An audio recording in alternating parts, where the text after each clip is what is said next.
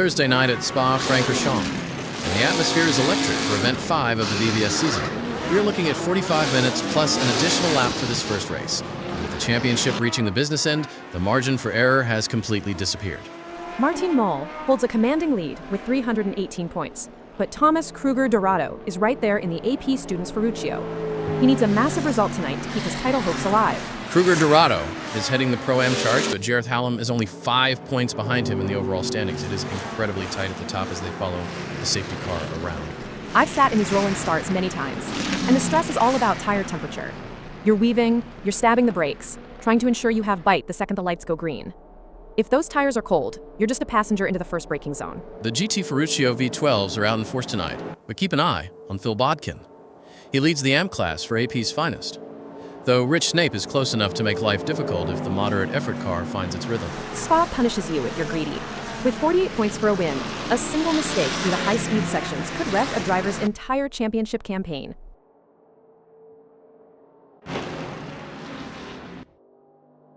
Phil Bodkin leads them toward the line, and what a massive opportunity this is for the AP's finest driver. He has a clear view of the road ahead, while his AM class rival Rich Snape is tucked back in fourth. It is all eyes on Thomas Kruger Dorado in P2, though. With the championship leader Martin Moll not on the grid today, Thomas has a literal open door to haul himself back into title contention. David Constable-Berry is right there in third for Garagisti, looking to protect his fourth place in the standings. There's a sea of Ferruccio V12s at the front of this field. That V12 power is great for the straights, but Elliot Norton is starting back in 7th, and he will be looking to use that pro-class experience to pick these guys off. The drivers at the front are going to have to be very wide through the first few corners. The pack is bunching up now, the tension is palpable as they wait for the signal to release all that horsepower. Green flag! The V12s are screaming as Bodkin leads the field toward the first turn. Kruger Dorado is tucked right under his rear wing. Nobody wants to give an inch this early on. Lindo is on a mission. He's already moved past his teammate Walters, and now he's dived down the inside of Cormac. That Shadow V8 is carving through the field. He's making those AM drivers look stationary through the opening complex.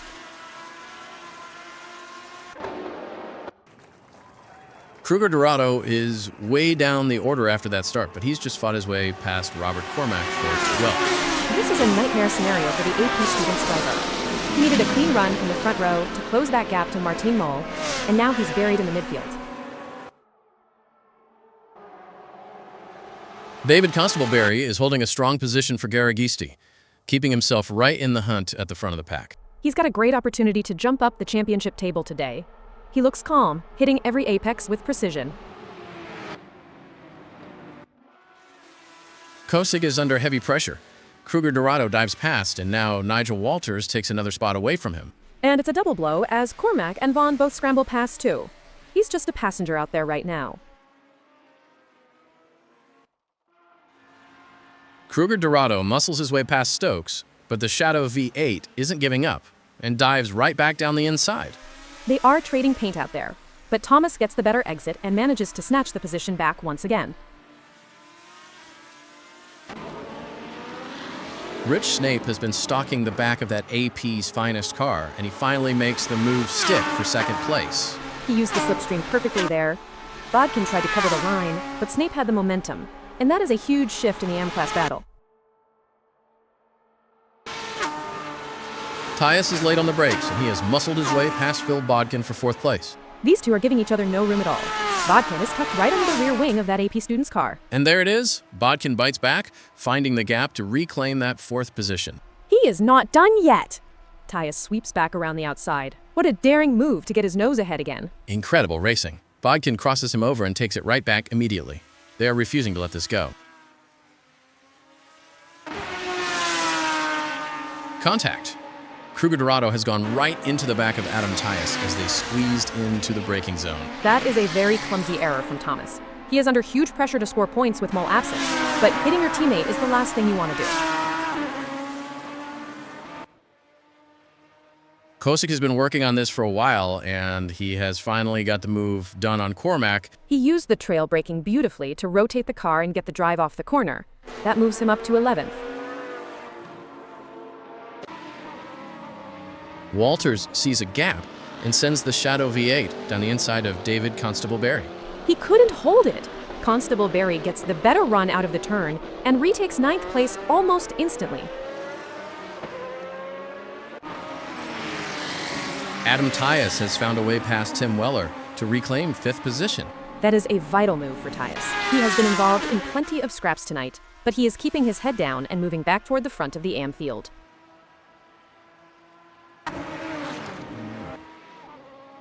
Neil Constable Barry is on the charge.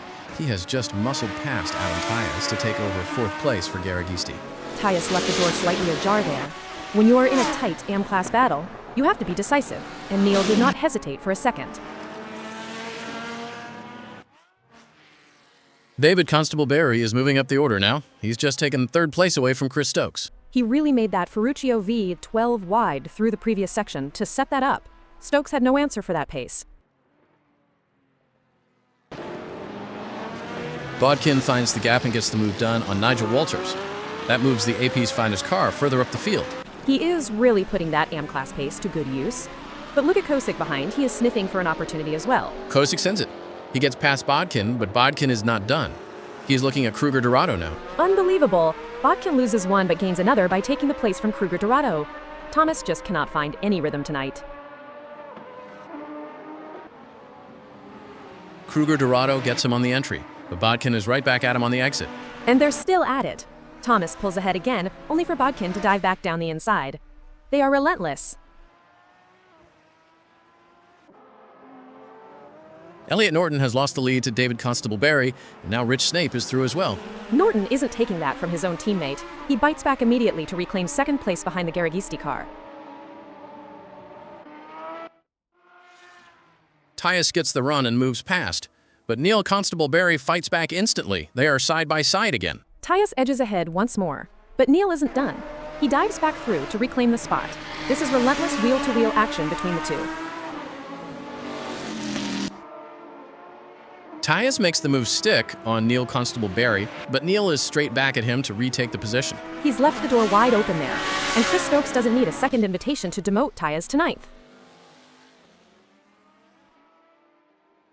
Tyus is sliding back through the field here. Walters is past, and now Kosick is through as well. He looks to be struggling for grip. Those rear tires must be screaming after all those defensive battles earlier. Chris Stokes has found a way past Neil Constable Barry to move up into 7th place. He's been very patient, just waiting for the Garagisti driver to make a slight mistake, and he pounced as soon as the opportunity arrived. Walters is bleeding time. Kosick moves past, and Tyus follows him through to demote the Shadow V8 even further. They have touched. Tyus and Walters collide in the heat of battle, but Nigel keeps his foot in to reclaim 10th position immediately.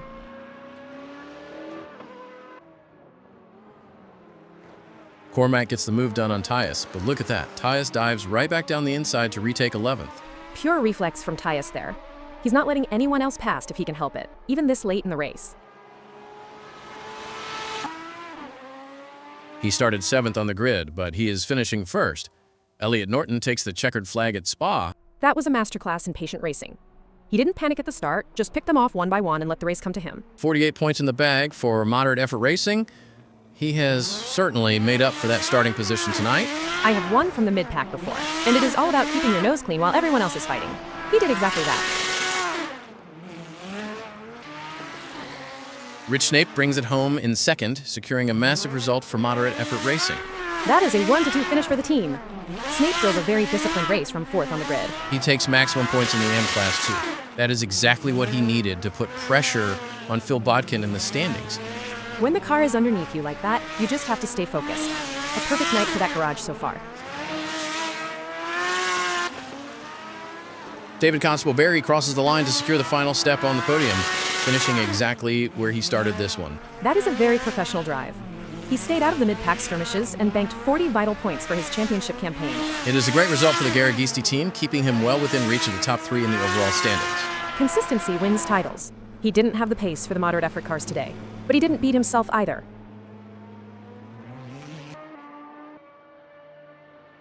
A statement performance from Moderate Effort Racing today. Elliot Norton carved through the field from 7th to take the win, with Rich Snape following him home for a perfect 1-2 finish. It's a massive shakeup for the standings. Thomas Kruger-Dorado struggled to make ground after that messy contact with his teammate, which is a huge let-off for the absent championship leader, Martin Mol. The AM-class battle was white-hot as well, specifically that relentless scrap between Phil Bodkin and Adam Tyus that seemed to go on for laps. Snape's class win narrows the gap to Bodkin significantly. With only 3 races left, the pressure in that AM title fight is going to be through the roof.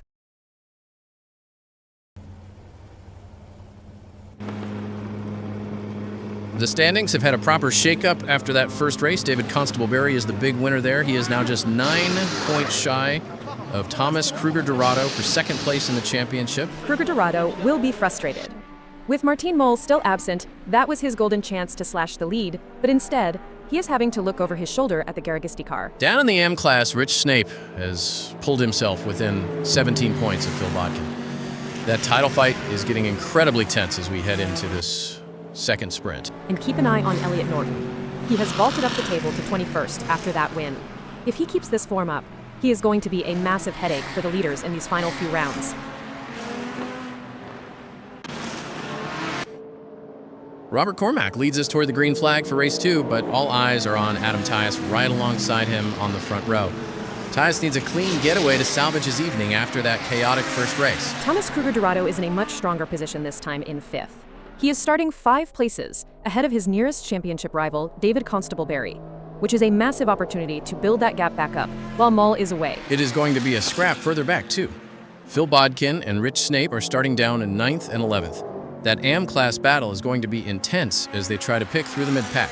And don't forget our race 1 winner, Elliot Norton, starting dead last in 13th. 30 minutes isn't much time to repeat that charge, so he will have to be clinical with his overtakes from the very first lap. The safety car has ducked into the pits.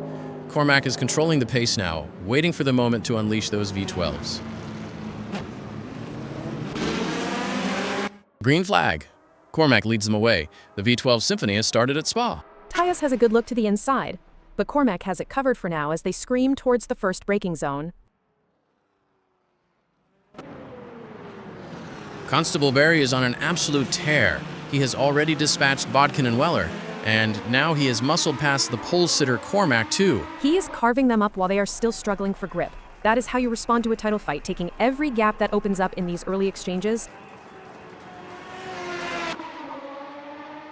Elliot Norton is already making progress from the back of the grid, moving past Robert Cormack for 11th place. He is in that same groove he had in race 1. If he keeps this up, he will be challenging the top 5 before the halfway mark. Daniel Kosick is looking very steady in the early stages here, keeping his Lanzo V12 right in the mix for a big points finish. He needs to be careful though, the pack behind him is incredibly bunched up, and any mistake through these high-speed sections will be punished instantly. Stokes dives down the inside of Kruger-Dorado, and that is 6th place snatched away. Contact! Thomas has been tagged by Neil Constable-Berry. You can see the car twitching. That's disrupted his rhythm completely. He's fighting back though. Kruger-Dorado retakes 6th, but Stokes is right there to grab it back instantly. This is frantic! Thomas lunges again and gets his nose ahead. They are giving each other zero breathing room. And they've touched again. Another crash for Kruger-Dorado, this time with Stokes. That car must be taking some damage now.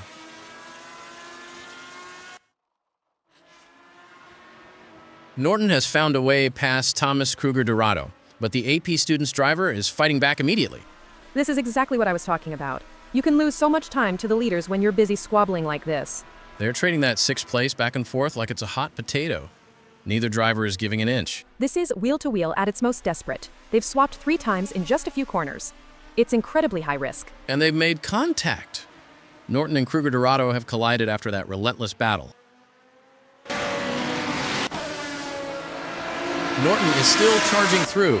He has just picked off Neil Constable-Berry to take 5th position. Neil is not letting him go, though. He stays in the slipstream and drags himself back past the moderate effort car. They've hit contact between the two, but Norton somehow keeps it pointed forward and grabs the spot back. I've been in these dogfights. It's pure adrenaline. Neil dives back through as Norton recovers from that wobble. This is a ping-pong match for 5th place. Norton switches back and takes it yet again.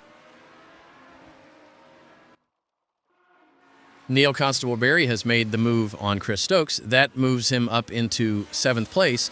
He is showing some great resilience after those battles earlier. His pace in the AM class is really starting to shine through now. Tim Weller is making moves now. He's just navigated his way past Chris Stokes to take ninth. Stokes looks like he's struggling to defend today. Weller just waited for the right moment and executed that perfectly. Huge moment at the front. David Constable Barry takes the lead from Adam Tyus. Tyus fights back immediately. He's not giving up the lead without a fight, gets the better exit, and powers back ahead. Rich Snape sees the gap and moves into 7th, demoting Nigel Walters. That is great awareness from Snape. Walters is really on the defensive now, with Neil Constable Barry closing in behind him. Neil is looking for a way past as well. He is desperately trying to follow Snape through the field here. I have been in Walters' seat before. You are looking in the mirrors more than the road, and it is a dangerous distraction. They have hit. Neil and Walters collide, and now Stokes and Bodkin are through as Walters tumbles all the way to 11th. Rich Snape makes the move on Kosick. That is a crucial position for the AM class contender. He's got his elbows out today. It's all about track position at this stage of the race. Wait, Kosick is fighting back. He takes the spot back, and now Stokes, Bodkin, and Norton are all swarming past too. He must have had a massive moment there. To lose 4 places in one sequence of corners is absolutely devastating for his race. Stokes manages to squeeze past Kosick for 5th, but the Lanzo driver is right back at him. They are swapping paint and positions like there is no tomorrow. Neither one of them is willing to settle for 6th place. Bodkin is on a charge. He's just picked off Norton and Kosick in rapid succession to move up to 6th. He is showing great pace, but Norton isn't letting him get away and has already managed to fight back ahead of the AM leader. Bodkin gets past Stokes, but he immediately loses a position to his class rival, Rich Snape. It's chaotic out there.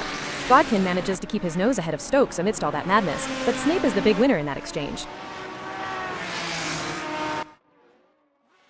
A heartbreak for Tyus. He has gone straight into the barriers while fighting for the lead. He is back on track, but that was a terrible rejoin. He has collected Tim Weller, and the stewards are definitely going to be looking at that one. Tyus is trying to salvage what he can after that crash. He has just moved past Daniel Kosick for 7th place. Kosick fights back. He is not giving Tyus an easy time of it as they trade the position back and forth once again. Tyus finally makes it stick on the 3rd attempt. He's showing a lot of grit to keep fighting after such a major setback. Unbelievable. Tyus has hit the barriers again. Kosick flies past as the AP student's car comes to a halt. He must be rattled. That is 2 major unforced errors now, and Chris Stokes is the next driver to capitalize as he cruises past for 8th.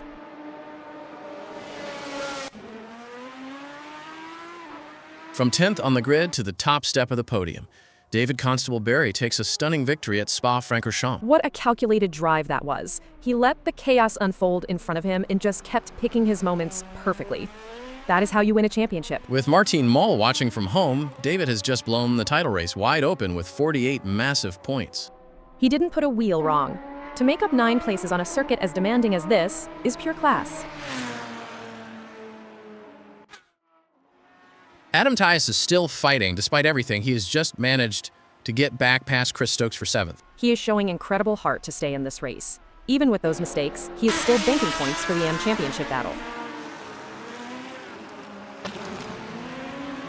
Tim Weller comes home to take a brilliant 2nd place, holding off a late charge from Elliot Norton, who takes 3rd. Norton nearly did it again. From the very back of the grid to the podium is an incredible recovery, but Weller was just too strong over those final laps. Weller started 8th and kept his head while others were losing theirs. That's a well-deserved result for him tonight.